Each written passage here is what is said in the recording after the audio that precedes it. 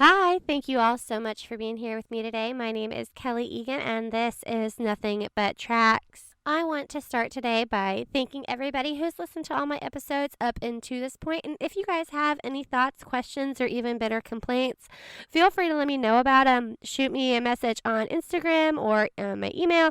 My Instagram is Nothing But Tracks on Instagram, and my email is nothingbuttracks77 at Gmail. So hit me up. I want to hear your stories. I'm looking forward to it. So we're going to go ahead and get right into it today with episode 8, which is rule number 9 for Kelly Egan's Guide to Adventuring, and that is shotgun has responsibilities. So when you call shotgun, guys, you're riding up in the front seat with the driver. You don't just get a free ride. You don't just get the best view. That position has responsibilities. And a lot of times it's kind of just road etiquette and there's no real rules to follow. So these are those rules. First of all, I'm going to quote some Supernatural here. Driver picks the music, shotgun shuts his K-hole. If the driver is driving, unless they give you permission, you are not to touch the music. Guys, unless the driver gives you permission, do not touch the music. Here's an example. A whole bunch of my girlfriends and I were going down to Arkansas with my squad, and I was driving, and they wanted to play some rap music, and that's not really my thing. But there was also this other song that they sang. Squad, I'm so sorry to do this to you. I hate to put you on blast like this, but they were playing this weird avocado song for like 12 hours down there. And it is the weirdest song I've ever heard, and I hated it. But it kind of ended up growing on me by the time the trip was over. But I just like, why are we listening to this? Can we listen to golf on the radio? Anything else? But driver gets to pick the music. Squad, I am so sorry. I love you all so much. And now that avocado is kind of like an inside joke between all of us. But driver gets to pick the music, y'all. I said it. It's out there to the universe. You're welcome. Also on that same trip, my shotgun person, she did an awesome job. And I didn't realize that shotgun really had as many responsibilities until that trip. So Brittany, you rock. But your job as the shotgun is you're the navigator.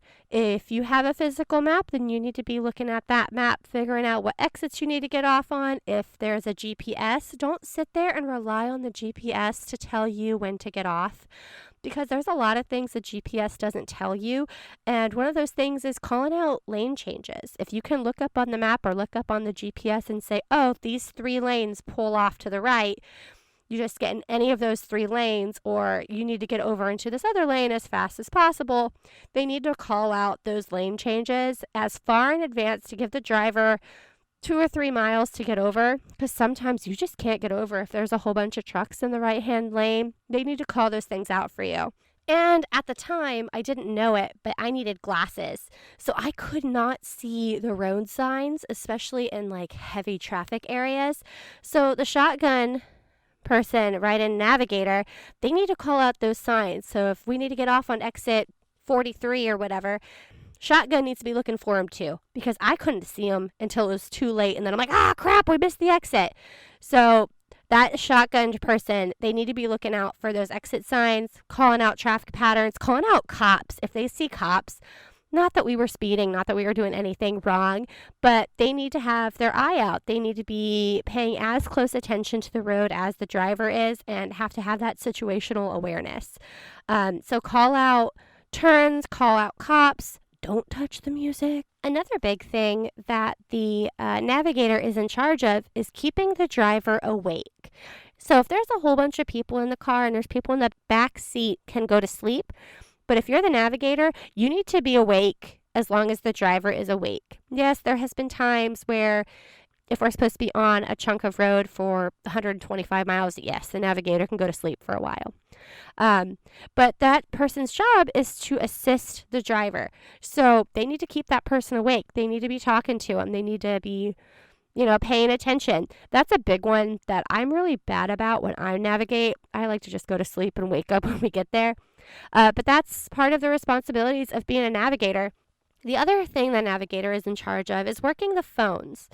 So if you're traveling and you need to get a hotel, or you need to figure out where there's some food or where there's some gas, the navigator is going to be working the phones. They're going to be calling the hotels.